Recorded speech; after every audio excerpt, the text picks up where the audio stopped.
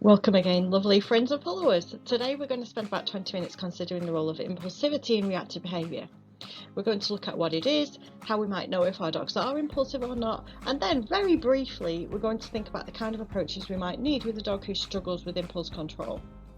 So often we think that the main emotions underlying reactivity are fear and anxiety.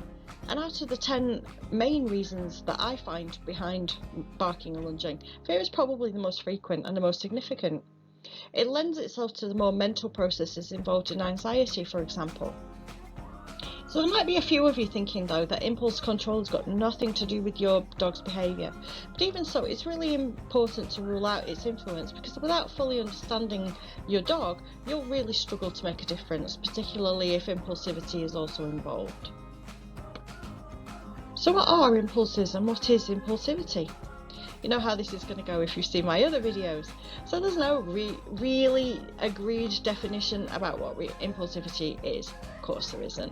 However, we're going to unpick a couple of different definitions from human psychology and then consider these in terms of animal behaviour. But just because nobody's bothered to come up with a scientific definition of it that's universally agreed doesn't mean that we can't make sense of it.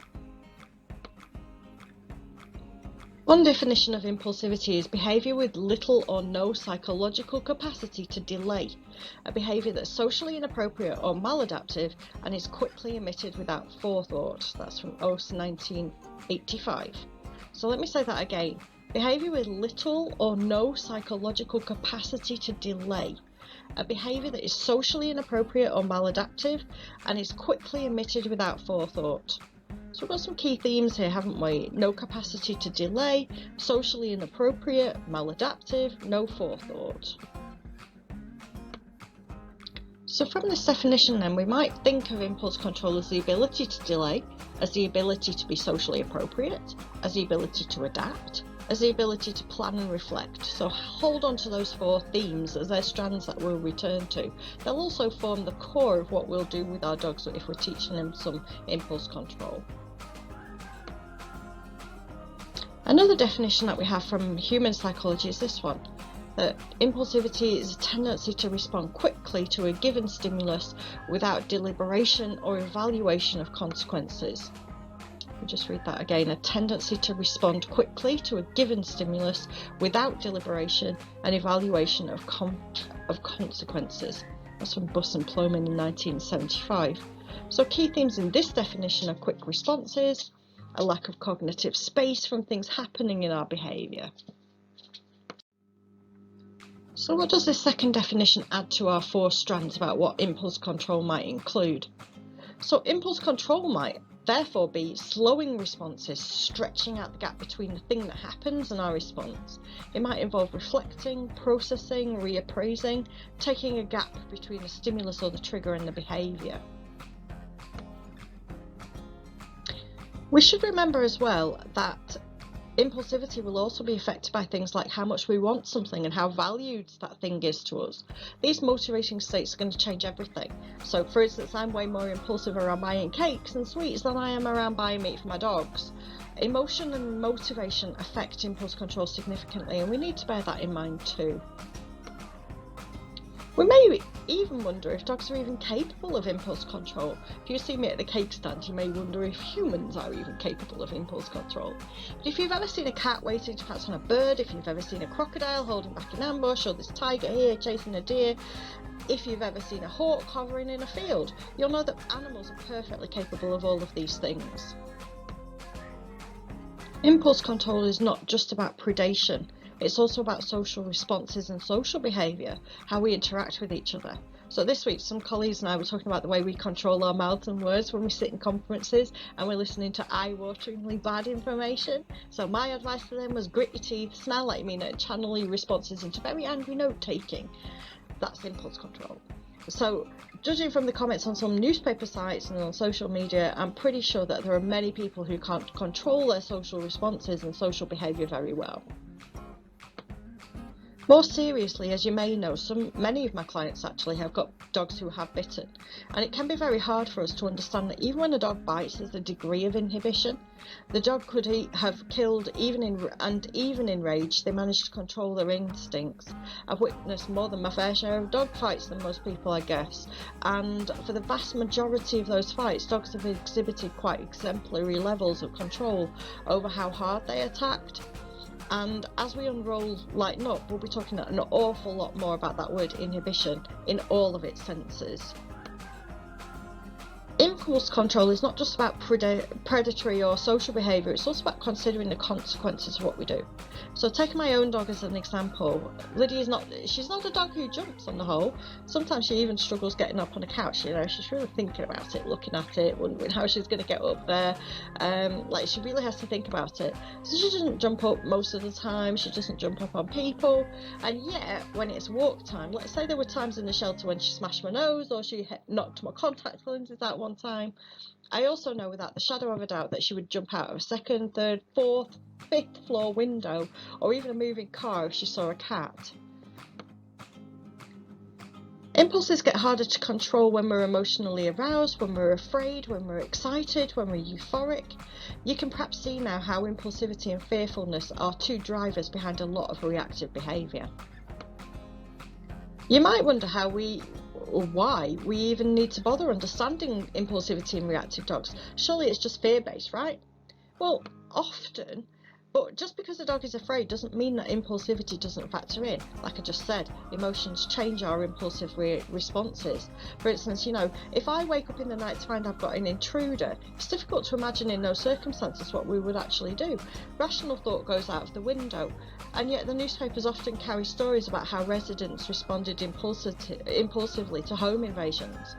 Controlling our impulses when we're afraid means choosing the right level of response in a situation, and we as human beings with our huge neocortex is not always very good at that, and the same with dogs. So as we've just seen, it's not that reactive dogs are often highly responsive to what they consider to be a threat. It's not just that. They also choose behaviours that are sometimes disproportionate. So for that reason, it's not just fearfulness that lies behind a lot of reactive behaviour that I see. Impulsivity also plays a strong role, and my first work when I'm working with a client is to identify exactly how much impulsivity I'm seeing with that dog, and maybe to put in some exercises to work on that. The interplay between them is not just dependent on the individual dog though, but also on the situation and how urgent it seems to the dog. Proximity is also important, how close the trigger is to the dog that we're working with. And a speedy response is exactly what's needed when we feel like we're in immediate and imminent danger. Although impulsivity in dogs hasn't been very widely studied, it has had some scientific interest. So in 2011, Hannah Wright and her colleagues at the University of Lincoln created a dog impulsivity assessment scale to help professionals who are working with dogs measure and assess impulsive behaviours. So I use this scale very often in my clinical work to help me understand just how impulsive the dog is that I'm working with. Remember though, this is about impulsivity as a trait, kind of like how impulsive your dogs are overall in general, and that will be relatively invaried. You may find that in the heat of the moment, your normally calm and controlled dog can become very impulsive. Where impulsivity has been considered in the turn of the century scientific literature about dogs, up to the 1990s and early 2000s, it was related to something that veterinary behaviourists at the time called impulse aggression. So they described the aggressive behaviours occurring with reduced or absent warning signs. Shall we know a dog like that? I've got one lying on my couch right now who doesn't seem to go through all of the usual warning signs. And I think very often where clients describe dogs who reacted out of the blue and they didn't see the things coming, then they can be quite impulsive dogs. So for instance, the little Shih Tzu we see every single morning on our walk who barks at us every single time, that dog is a dog who's giving very clear warning signs. We don't get closer to that dog, and I'm pretty sure their guardian doesn't want us to either. So we see very clear signs there, and what can be a problem is where we don't see clear signs. So if you've got a dog who you think that behaviour really came out of the blue, I didn't see any growling, didn't see any barking, I didn't see any kind of lunging or anything like that, you can see quite stillness and then that response. Those are the kind of dogs that might be thinking about have issues with impulse control. So next we're going to watch a very short clip of my girl Liddy. I don't video her very often. We're standing outside the vet and we were watching dogs in the car park. So we often do watch dogs, and the car park in the vets is often a very good one. So what I am very aware of with Liddy is that she often sits when she wants to go closer, and that is impulse control at work. It's not a taught behaviour, and I didn't ask her to sit, and actually what you'll see is she wants to go closer. She doesn't actually want to move away. So we might wonder if there's any kind of fear in this at all. So there's a young Springer that's about 50 metres away off the camera, and the guardian of that dog is having enormous trouble trying to calm the dog down. I know I should have moved away with Liddy. I'm going to play the clip at full speed. I'm kind of glad that I didn't, just because I got something for you where no dogs were hurt and, you know, nothing bad happened. But then we're going to also slow it down. So I'm going to play the clip at full speed and then it slows down, and I think the whole clip in itself, the whole thing happening, is about 15 seconds. But quite often when we're working with reactive behaviours, trainers or behaviour consultants might tell you to look for earlier signs, and it can be very difficult with an impulsive dog because they may not exhibit those signs. So have your spotting lenses out here for lip licks. I know it's hard because I'm standing behind her with my camera. She does turn her head away and she just tries to distract herself and disengage, and I should have taken that as a sign that we really needed to move away. I didn't, because, you know, human being here, and also great video, coincidentally, and you know, she's not fearful of this dog. She very much wants to engage with it in some fashion. So we're going to watch this video from the beginning. You'll see as we go. So you see her disengage here, you see a little twitch, you see her look, she's still sitting, this is her chosen behaviour, and boom, there we go. You can see a little bit of twitching as well from me, because I'm holding a camera and I'm not very steady. Got the looking away, so this is slow motion. She's looking away, she's trying to disengage, there goes the ear, she's watching, and a lot of behaviourists will tell you to watch things. And we've got this stillness, there's a tiny twitch in the tail, I think, at some point. You can see the ears going, she's watching the Springer who's making an enormous amount of noise. And her ears go a little bit more forward, maybe. And then we're off. So what you can see is a dog who's not there exhibiting any calming signals whatsoever. We're not seeing anything predatory. I'm not seeing stalking. I'm not seeing the head going down. I'm not seeing anything other than a dog who looks pretty calm and then goes boom. So what we can see there is that impulsivity can be really challenging for guardians and for trainers, because we're not seeing any signals. You know, we're not seeing any better behaviours, not seeing anything that we can actually do with it. So, you know, there's no variation in what the Springer's doing. The Springer was barking from the moment that we'd been watching, I don't know, for a few minutes before. Liddy tolerates it, she tolerates it, she tolerates it, she sits, she distracts, and then she looks back and she focuses on the dog, and then she lunges. There's no warning signs. You know, there's a tiny little ear quiver that she gives just before she goes, if you've spotted that. Maybe a little bit of a twitch of a tail, but there's no barking, there's no lunging, there's no calming signals, there's no fear. There's also no predation. There's nothing that I'm seeing there that would be, you know, an immediate warning sign. And that's Liddy all over. And this is my issue with the label of impulsive aggression and the idea of impulse control. That is, right up until the moment she blows it, she has got incredible impulse control. You know, she's calm. I'm not doing any prompting or guiding, not even speaking to her. More for me, I should have done. It's all on her. But then in a split second, she's beyond coping and she's gone. So many modern programs traditionally focus and encourage dogs to reappraise, to reassess, to mark and move. I should have done the moving, that's for sure, and I should have done a bit of prompting and moved her away. But nothing changed, you know, other than it was a millisecond longer than she could cope. What's to shape? What's to capture? What good behaviours I've got? What more socially appropriate behaviours are there for me to capture, to mark, to mould, to shape, to build? No, there are none. There's nothing there.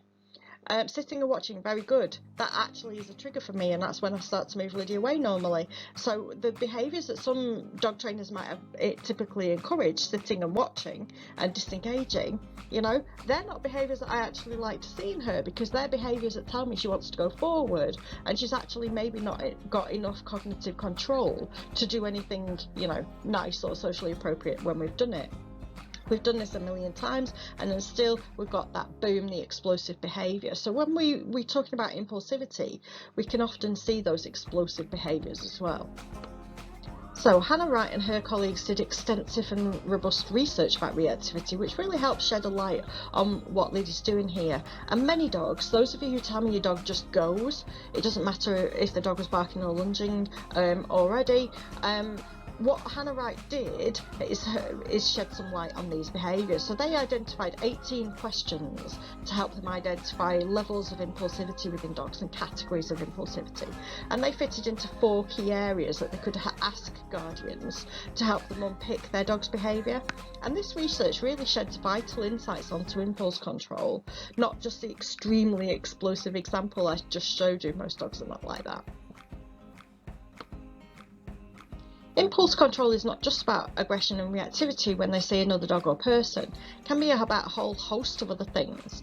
So these are considered traits in that they're consistent over time. The dog doesn't change much. Personally though, I would argue that they are something that requires training and support from guardian intervention. And what Hannah Wright did find, though, was that dogs who had a variety of behaviour problems ranked higher on their impulsivity score. That's to say that dogs who've got behavioural problems often were impulsive as well. So whether that's because impulsive dogs are struggling more and therefore we see a lack of inhibition, or because we need to teach them impulse control that actually reduces problem behaviour, we don't know that yet. That leaves us with the question about how we attain impulse control. It's clearly developmental, and dogs become less impulsive over time. But does that happen naturally or as a result of us teaching them? Should we be hoping that our young impulsive teenage dogs will just get over it as they age? Small breeds were also more impulsive, but is that because we train big dogs because it's less socially acceptable for them to be impulsive, or because breeds like terriers are genetically predisposed to have less impulse control? And how does this then relate to reactivity? In my experience, if you have a dog who struggles to control their impulses, you're going to need to do some work on that before you start doing anything involving reactivity.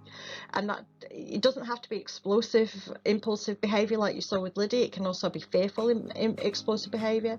So there's a reason that larger breeds are less impulsive, to my mind. It's because we know they're going to grow up big, and so we do a lot of work with them to prevent things like counter surfing, door dashing, pulling on the lead, and so on. Because there's a difference between getting door dashed by a 40 kilo dog compared to a 5 kilo dog. And again, we're preparing ourselves, aren't we, when we've got a young dog who's going to grow up to be a big dog.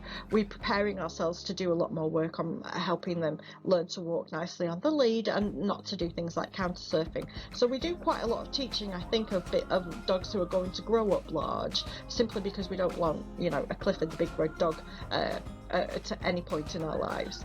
So it is incumbent on us to train our dogs. Impulse control for me is largely taught, not caught. We've spent a long time here focusing on what impulsivity actually is in a very broad sense. And you've seen a dog in a video who's a confident dog. She's not fearful in any sense of the word in that moment. So as Lighten Up enrolls, we'll get into the small print and the different aspects of impulsivity as it affects your reactive dog. I'll also help you to understand how to build impulse control through a range of exercises that will help hugely with your work with reactivity as well. What you see there is actually Lydia at the end of a fairly long journey to increase her impulsive control and to stop her doing things like headbutting my contact lenses out and also trying to jump on cats and things like that. So for now, it's really important you're just thinking of the role of impulsivity in your own dog's behaviour, and that you understand that there's more to barking and lunging than simple fearfulness. So if you found this short seminar helpful, don't forget to hit the like button so I know how to produce more content like it, and you can always drop me a comment in the box below as well.